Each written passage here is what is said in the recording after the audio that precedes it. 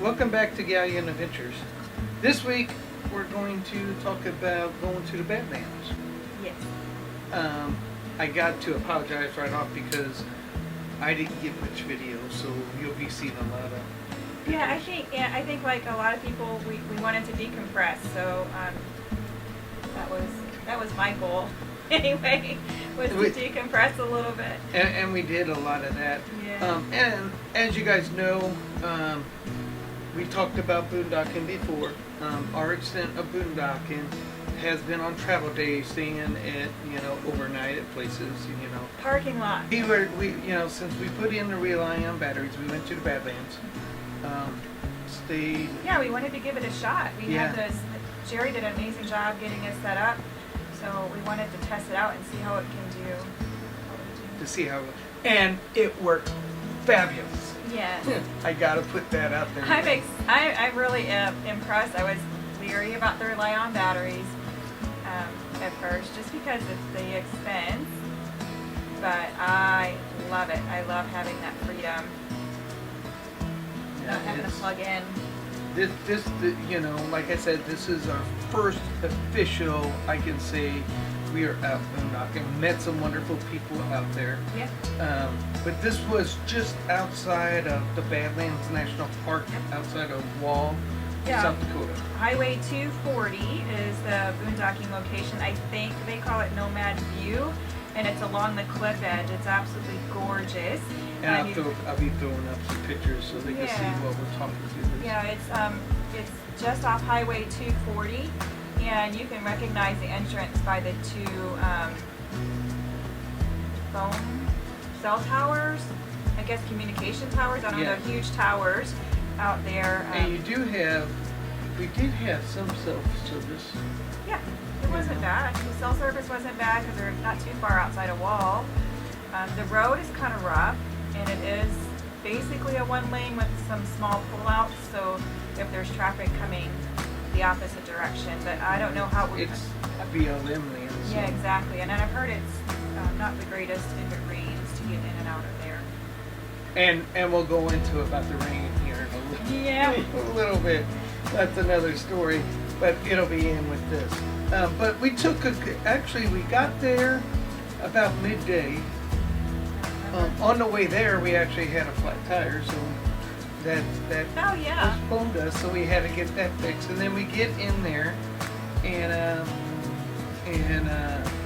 there'll be a story about whenever we leave too. We get in there, we didn't do nothing except for decompress, like you said. Yeah, we enjoyed ourselves, enjoyed the view outside. Big Daddy loved it. And I think the next day we did the same thing. I don't remember the exact. I think 2 days we just relaxed, and I think we really needed that, which was awesome. And then the other day we did go into the Badlands and check that out. It was a little bit different than what we're used to. We're used to a lot of the greenery stuff. I personally love the woods, so if I can be in the woods, I'm a happy girl. Yeah, up in the pines and all that.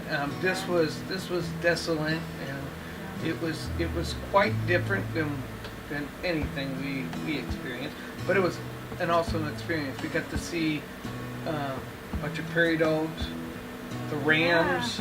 And we visited the Prairie Homestead, which is just outside the south entrance. Eastern. Is it east? Eastern Yeah, the entrance eastern entrance to it, and that was really neat. There were prairie dogs everywhere on that farm. It's a very old homestead.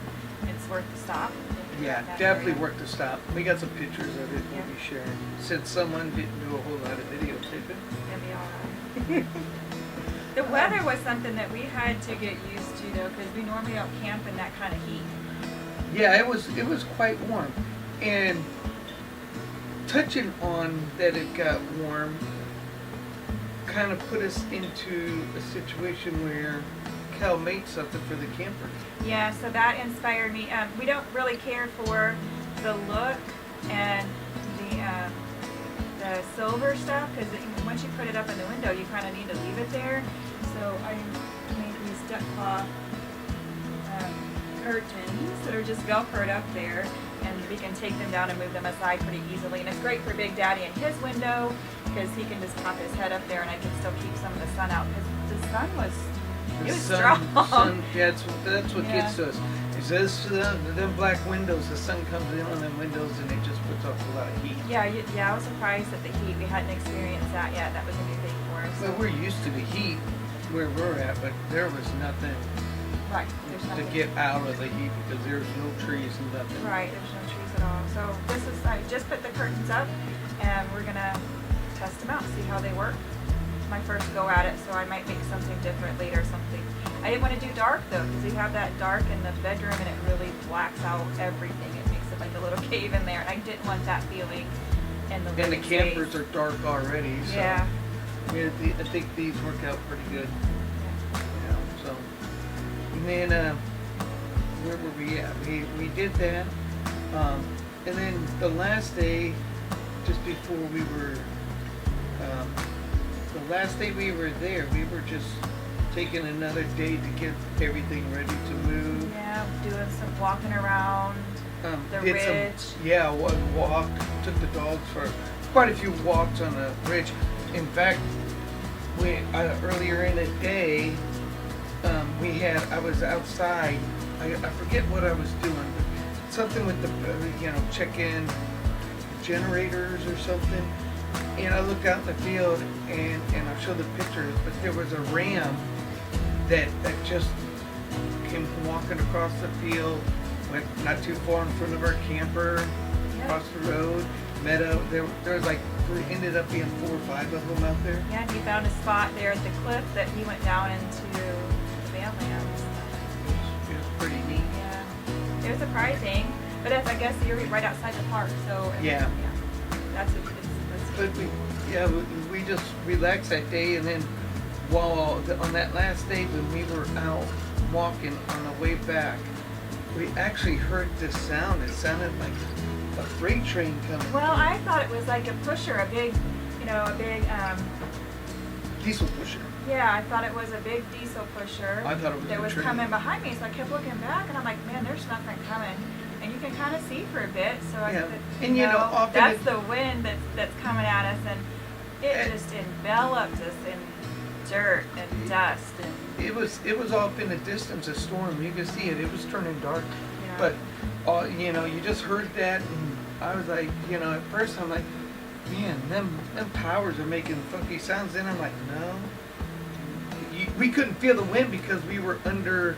I guess the wind was going right on top of us. I don't know. I just And I don't then, know. I just and then remember- about that time, snap, that wind hit us. Kel was probably 30 feet in front of me. Mhm. Her and Big Daddy, and then I had. I had the pups, Sis The and Ollie. pups, and I couldn't see her. She was engulfed in all that dust. When I say it was about 30 seconds or more that you were just swallowed up in the dust and dirt.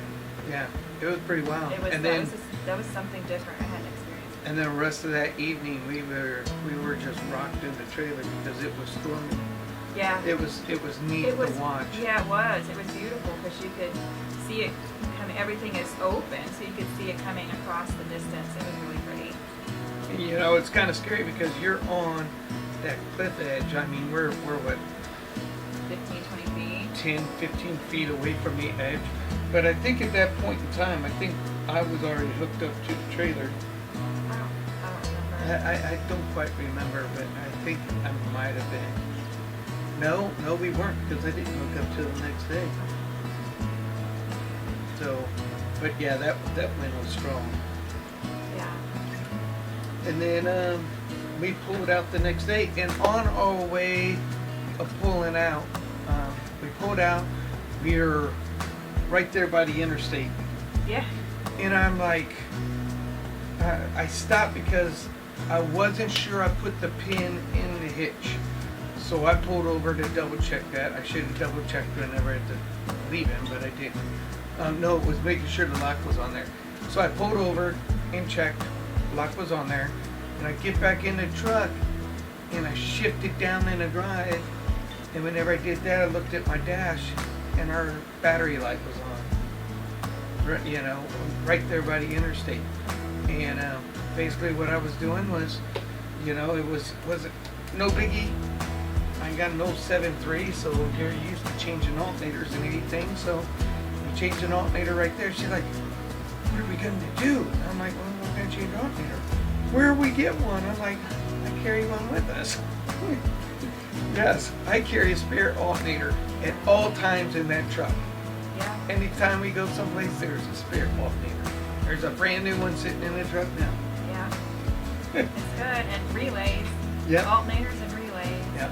Just and CPS, cam positioning sensors, I keep them on hand. So if anybody's out there and they're broke down, I have this stuff to fix to get them someplace so they can stream it. But, yeah. And for us too. Yeah, mainly for us. But yeah, we do have Jerry's set up. He's got it set up with the tools and parts that we need to usually get us to where we're going. You've never left us stranded. Ever, never have you ever.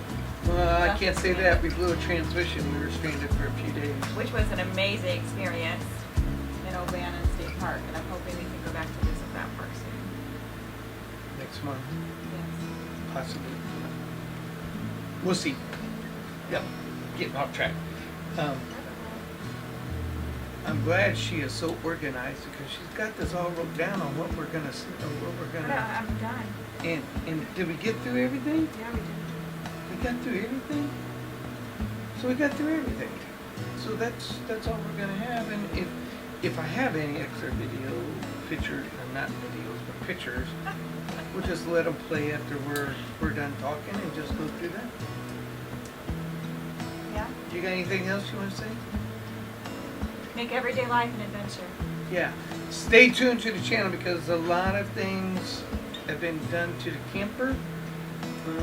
We've done quite a few upgrades to it that I'm excited about. That's going to make our next trip south going to be more enjoyable than our last one down south.